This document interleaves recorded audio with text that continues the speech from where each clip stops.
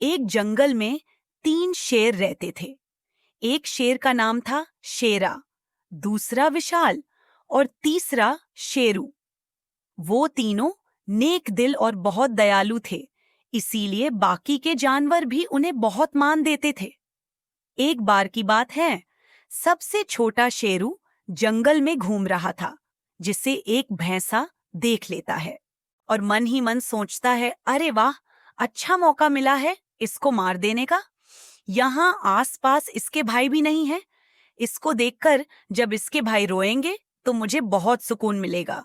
दरअसल विशाल बड़ा भाई था और विशाल से उसकी पुरानी दुश्मनी थी, इसीलिए भैंसा विशाल को दर्द देना चाहता था। भैंसा जय के पीछे जाता है और वो जय को मारने ही वाला था कि तभी वहां विशाल और शेरा आते हैं। विशाल तभी जोर की दहाड़ लगाते हुए कहता है, अरे ओ बुजदिल, पीछे से क्या वार करता है? हिम्मत है तो सामने से वार कर, कायर कहीं के। विशाल, अपनी जुबान को लगाम दो, नहीं तो मैं तुम्हें और तुम्हारे भाइयों को जीने के लायक नहीं छोड़ूंगा। इसी बीच उन दोनों में लड़ाई शुरू हो जाती है और वहां पर जंगल के अन्य जानवर इकट्ठे हो जाते हैं। भैंसा तीनों भाइयों का सामना नहीं कर पा रहा था। तभी हिरन कहती है कि इस भैंसे को कितना भी समझाओ, लेकिन इसकी अकल तो घास चरने गई है। भैंसा बार बार अपनी ताकत ही आजमाता रहता है। विशाल महाराज, इस बार इस भैंसे को जंगल से बाहर ही निकाल दो। हाँ हाँ, ये भैंसा तो सिर्फ शरीर से बड्ढा है, अक्ल तो इसमें है ही नहीं। बार बार हारने के लिए महाराज के सामने आ जाता है, पागल कहीं का। इस तरह से जंगल के सारे जानवर भैंसे का मजाक उड़ाने लगते हैं। सबके सामने भैंसे की सारी इज्जत उतर जाती है। विशाल भैंसे को मार मार कर जंगल के किनारे तक लाता है और कहता है, देख भैंसे, मैं चाहूं तो तुझे जान से भी मार सकता था, पर हर किसी को एक मौका तो मिलना ही चाहिए ना। चला जाए इस जंगल से। तभी भैंसा जंगल से चला जाता है। भैंसे के जाने से किसी को कोई फर्क नहीं पड़ता, उल्टा सारे खुशियां मनाते हैं। उनकी खुशी देख भैंसा आग बबूला हो जाता है और कहता है, विशाल, मैं तुम्हारे जंगल को राख बना के रख दूंगा। मैं वापस जरूर आऊंगा एक दिन। भैंसा वहां से दूसरे जंगल चला जाता है, पर उसके मन में बदले की आग जल ही रही थी। एक दिन भैंसा ऐसे ही दूसरे जंगल में घूम रहा था कि तभी उसकी नजर एक घर पर पड़ती है। भैंसा उस घर के अंदर जाता है तो उसे पता चलता है कि ये तो एक लेबोरेटरी है। उस लेबोरेटरी के अंदर एक वैज्ञानिक चूहे पर रिसर्च कर रहा था। अरे ये सब क्या है? बड्डी ही अजीब जगह है। ये तो मैंने ऐसी जगह कभी नहीं देखी। भैंसा लैब में इधर उधर घूमकर बाहर निकलने ही वाला होता है कि तभी एक चूहा उसके पैर में काट लेता है। भैंसा इस बात को नजरअंदाज कर देता है और वहां से चला जाता है। तभी उसके शरीर में कुछ होने लगता है। अरे ये क्या हो रहा है? मुझे मुझे बहुत प्यास लग रही है। पानी पानी, कोई मुझे पानी दे दो। भैंसा पानी के लिए तालाब की ओर जाने लगता है। तभी उसे एक बंदर देख लेता है और कहता है कि ये भैंसा है। जोम्बी भैंसा, भागो भागो। अरे भागो, जोम्बी भैंसा आ गया। बंदर ऐसे चिल्लाने लगता है। तब भैंसे को पता चलता है कि चूहे के काटने से वो जोम्बी बन गया है।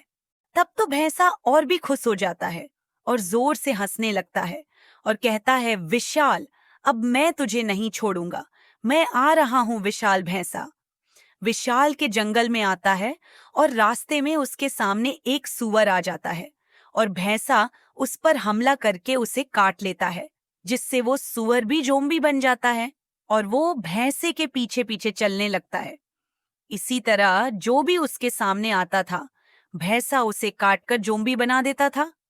तब लोमधी और हिरन ये सब देख लेते हैं और दौड़ते हुए विशाल के पास आते हैं और कहते हैं, महाराज महाराज, वो भैंसा वापस आ गया है, पर अब वो भैंसा साधारण भैंसा नहीं रहा। अब वो जोम्बी बन गया है और महाराज, वो जिस जानवर को काट लेता है वो भी जोम्बी बन जा रहा है। हमारे कई जानवरों को उसने जोम्बी बना भी दिया है। महाराज, कुछ भी करके इस जोम्बी भैंसे से हमें बचा लीजिए। महाराज, क्या कहा? वो भैंसा जोम्बी बन गया। अब समय बात करने में बर्बाद करने से कुछ नहीं होगा। शेरा शेरू, तुम जल्दी से बचे हुए जानवरों को सुरक्षित जगह ले जाओ। मैं उस जोम्बी भैंसे को रोकने की कोशिश करता हूँ। जय और श्याम जंगल के बचे हुए जानवरों को इकट्ठा करते हैं और वो सभी जंगल की तरफ जाने लगते हैं। पर तभी भैंसा अपनी जोम्बी सेना लेकर वहां आता है और सभी जानवर जोम्बी को देखकर भागने लगते हैं। इस भाग दौड़ में हिरन गिर जाती है। विशाल उसे उठाने लगता है। हिरन कहती है, महाराज, जोम्बी सेना पास आ रही है, आप यहां से चले जाइए।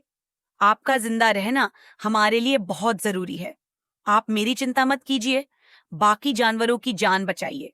विशाल हिरन को वहीं छोड़कर जाने लगता है और हिरन भैंसे का सामना करती है। लेकिन हिरन भैंसे का सामना कब तक करती? बाद में भैंसा हिरन को भी काट लेता है और हिरन भी जोम्बी बन जाती है। विशाल ये सब देखकर दुखी होता है, पर वो कुछ नहीं कर पा रहा था। सारे जानवर भाग रहे थे और पीछे से जोम्बीज भागते हुए सारे जानवर एक गुफा के पास पहुंचते हैं।